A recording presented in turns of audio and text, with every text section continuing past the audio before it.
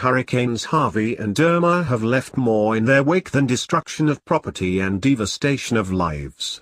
In the wreckage of the two storms, you can also see little pieces of the Constitution of the United States, torn up by global warming hysterics, who now wish to criminalize what they call climate change denial. In the aftermath of the two major hurricanes, the left-wing magazine The Nation published an article written by Mark Hertsgaard on September 7, linking climate change skepticism with actual murder. In his piece, entitled "Climate Denialism is Literally Killing Us," Hertsgaard writes that murder is murder and we should punish it as such.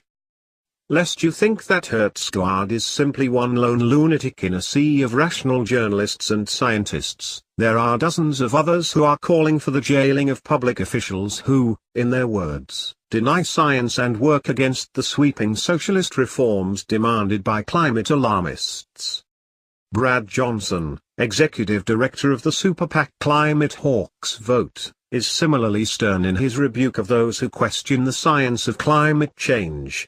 In a tweet on September 7, he issued the following set of rules for climate disasters such as Harvey and Irma. 1. Save lives. 2. Global warming is here. 3. Put public officials who reject science in jail.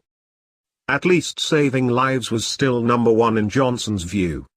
Jailing the dissidents made only number 3 on his to-do list. And these calls for the punishment of climate realists are not new. As early as 2015, climate alarmist and noted energy glutton Al Gore called for sanctions against global warming skeptics, insisting, "We need to put a price on denial in politics." Presumably Gore was talking about the voting booth. But who knows these days? In September of 2015, a group of 20 scientists from leading universities wrote a letter to President Obama calling for the use of the Racketeer-Influenced and Corrupt Organizations Act, RICO, to perform an investigation of corporations and other organizations that have knowingly deceived the American people about the risks of climate change. In 2016, television personality Bill Nye jumped on the bandwagon. When asked if climate change deniers should be jailed, Nye, a mechanical engineer by education and a scientist by self-proclamation, did not exactly call for the jailing of skeptics, but he didn't rule it out, either. "Well, we'll see what happens," Nye said. Was it appropriate to jail the guys from Enron? Nye went on to say that the introduction of this extreme doubt about climate change is affecting my quality of life. In March of 2016, then Attorney General Loretta Lynch revealed to the Senate Judiciary Committee that she had held internal meetings on whether climate change deniers could be charged with civil offenses.